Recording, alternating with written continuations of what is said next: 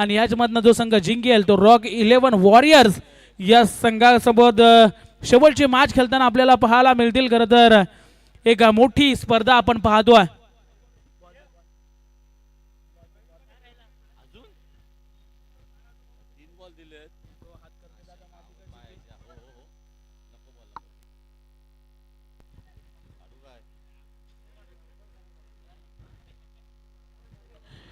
तर वळणार आहोत नक्कीच दुसऱ्या आपण मॅचकडे लुजर वर्सेस लुजर अशी लढत आपल्याला पाहायला मिळेल।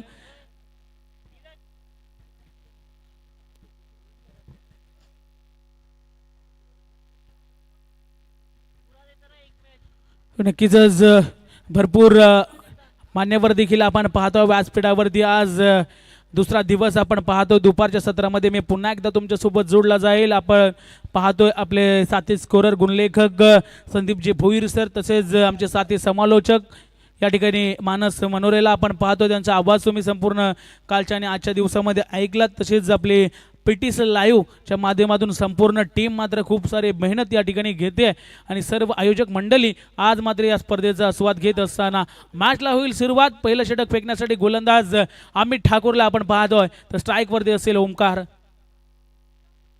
पहिला चेंडू शॉर्ट ऑन पुल करण्याचा प्रयत्न केला गेला होता।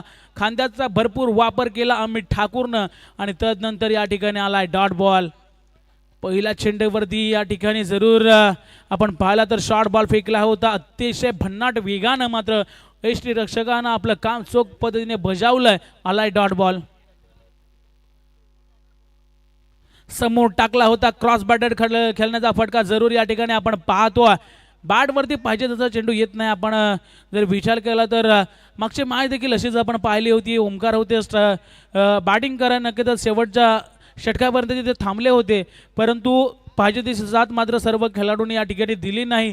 फक्त 7 धावांचा टार्गेट आपण पाहायला तर 60 धावा करायच्या होत्या। तद्वर मात्र आपण पाहायला गेलं तर विकेटी मात्र भरपूर गमावल्या होत्या। त्या दबावाखाली मात्र ओमकार देखील बाद झाला होता। परंतु ही शेवटची संधी आहे। यामधनं जर जिंकलात तर पुढे जाल, परंतु हरलात तर या स्पर्धेला पूर्णविराम द्यावा लागेल। पुन्हा एकदा चांगला बॉल पडल्यानंतर थोडंसं या ठिकाणी टेकअप करते गुडलेन स्पॉटवरनं चेंडूला उचली दिली। अजून एक डॉट बॉल पाहायला मिळेल।